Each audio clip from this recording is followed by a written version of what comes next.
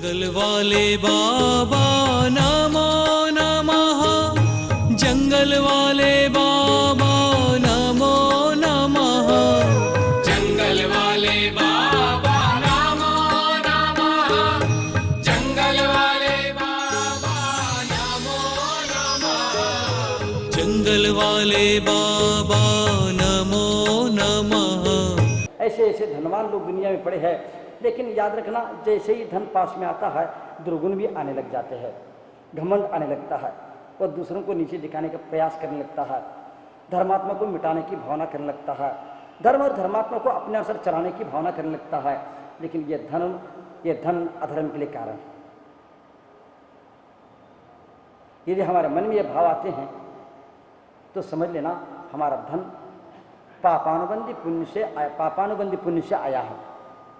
धर्मात्मा को मिटाने की, धर्म को मिटाने की, धर्मात्मा को नीचे दिखाने की, अथवा घमंड गर्व आ जाए, अथवा दुरुपयोग करने की भावना हो जाए और धन के बल पर सबको दबाने की भावना करने लग जाए, इस प्रकार की भावना ये निश्चित रूप से पापानुबंधी पुण्य का ही प्रतीक है। धन किसी काम का नहीं, धन से निश्चित रूप से पाप का ही अर्जन होगा।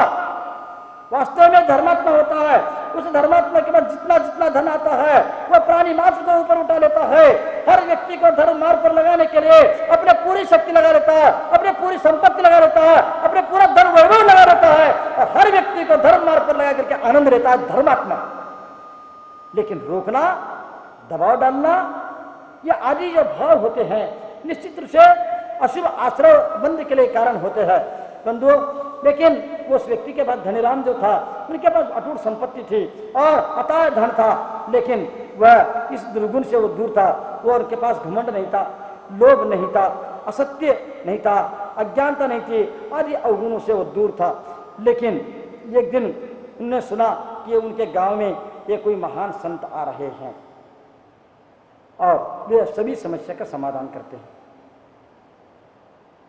और गांव के लोग ही उस संत के प्रतीक्षा में वर्षों निकाल दिए थे और जब आए तो पूरे गांव में हलचल मची थी।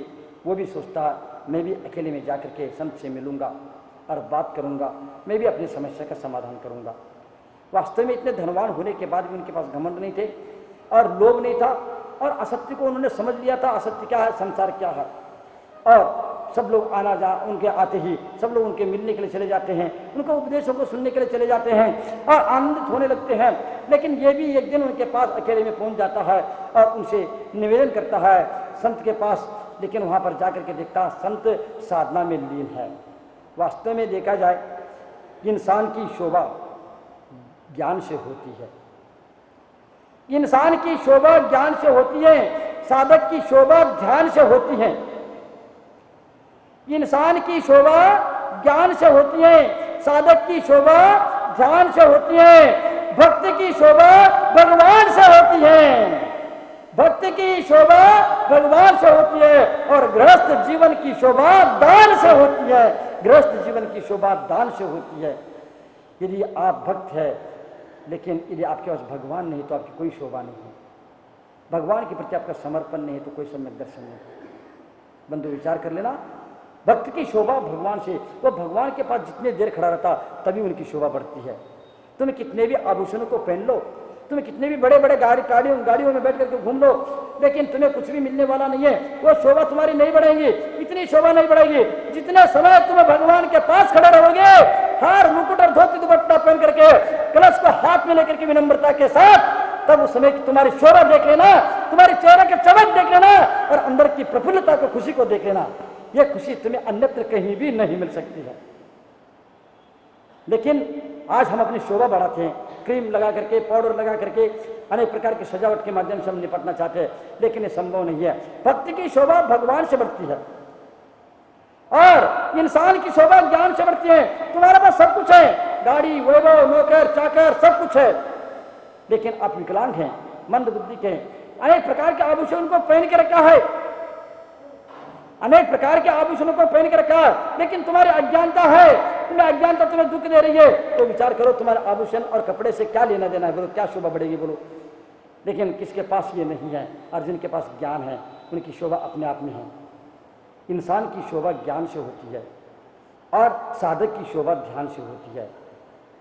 साधक हमेशा हमेशा अपने आत्म ध्यान में लीन रहता है, उन्हीं से उनकी शोभा होती है और अंदर की यात्रा वह ध्यान के माध्यम से करता है और परमात्मा तक पहुंच जाता है।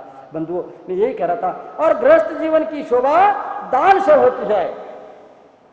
वह वहां पर जाकर के देखता साधक ध्यान में है और जाकर के रुक जाता है और बैठ जाता है। धनी राम बैठने के बाद जब वो ध्यान से बाहर आ जाते हैं और वो बात कर लेता है और उनसे कहता है कि मेरे पास अथाह संपत्ति है और मैं पूरा प्रयत्न करता रहता हूं कि मेरे भीतर थोड़ा भी अभिमान न आए, लेकिन फिर भी मैं इन सभी अभिमानों से बचा रहता हूं। लेकिन क्या और भी मैं ये सोचता हूं कभी भी मेरे जीवन में गर्व ना जाए, घमंड ना जाए, अभिमान ना जाए और मैं दान धर्म करके सबके उपयोगी बनता जाऊं और मैं अपना भी कल्याण करता जाऊं, रंच मात्र भी मेरे पास से अहंकार का नाम ना आ जाए। इस प्रकार वह पूछता है। और इसके लिए कोई साधना करने की आवश्यकता है क्या? इसके लिए कोई काम करने की आवश्यकता है क्या? इसके लिए कोई जाप करने की आवश्यकता है क्या? तो संत ने कहा चिंता की बात नहीं, मैं तेरे प्रश्न का उत्तर दूंगा। उन्होंने कहा चलो मेरे साथ। और वह संत आगे आगे चल देते हैं और ये पीछे पीछे चल रहा। चलते चलते चलते संत एक स्मशान भूमि में जा पहुंच जाते हैं और अपने साधना में लग जाते हैं। वो शिष्य, वो धनवान व्यक्ति वहीं पर बगल में चरणों में बैठ करके अपना गुरु का स्मरण कर रहा है और इतने में आधा पौन घंटा हुआ ही नहीं, एक उधर से आरती आ जाती है। हजारों लोग उनको आरती को लेकर के आ जाते हैं। वो करोड़पति व्यक्ति था, उनका अवसान हो गया था और सब लोग स्मशान भूमि में आकर के उनको अंतिम संस्कार करके अपने भाषणबाजी करके और चल देते हैं। इसके बाद कुछ देर बाद, 1 घंटे बाद, वहां पर एक और आरती आ जाती है। एक महात्मा की आरती थी, संत की आरती थी और उसको ला करके लोगों ने वहां पर भी लाया और रखा। अनेक प्रकार के आयोजनों के माध्यम से अंतिम संस्कार किया। अंतिम संस्कार करके, दाह संस्कार करके वो लोग भी चल देते हैं। और ये दोनों वहीं पर बैठे थे। वह दोनों अर्थियां, दोनों लाशें धो धो करके जल करके राख हो जाती है। और शाम के समय में वह संत उस व्यक्ति को उठा लेता है, आओ मेरे पास, और जाता है। एक करोड़पति अरबपति जो था उसके राख को भी उठा लेता है, एक मुट्ठी में लेता है। और एक संत का जिनके पास एक कौड़ी भी नहीं थी और उसके भी राख की उठा लेता है और वो दोनों हाथ से दिखा देता है, देखो विचार करो, चाहे करोड़पति हो, चाहे अरबपति हो, चाहे कोई भी हो, चाहे फकीर भी क्यों न हो, दोनों अंतोगत्वा जलकर राख ही होंगे। राख की कोई कीमत नहीं है, राख दोनों के बराबर है।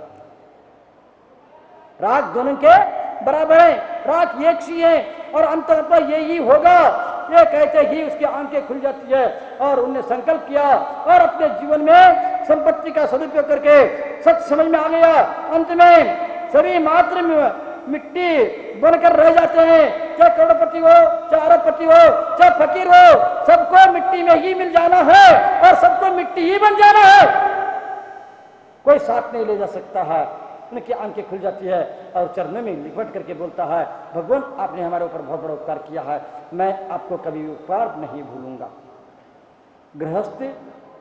गृहस्थ जीवन चलाने के लिए धन का अर्जन करता है और इसके साथ साथ धर्म ध्यान भी करता है, लेकिन धर्म ध्यान को अधिक महत्व देता है। इसीलिए आप लोग प्रवचन के अंत में बोलते हैं, जिनवानी के अंत में क्या बोल देते हैं, धर्म करत संसार सुखे, धर्म करत संसार सुखी, धर्म करत निर्वाण, धर्म पंथ साधेर बिना। क्या बोलते हैं? आप लोग पूजा पाठ करते हैं कि नहीं करते हैं? बोलो। धर्म करत संसार सुखी, धर्म करत निर्वाण, धर्म पंथ साधेर बिना, नरतिर्यंच समान। सम्यक दृष्टि संसार में रहता है, संसार में रह करके विषयों का भोग भी हो लेता है। जंगल वाले बाबा नमो नमः, जंगल वाले बाबा नमो नमः, जंगल वाले बाबा नमो नमः, जंगल वाले बाबा नमो नमः। वाले बाबा नमो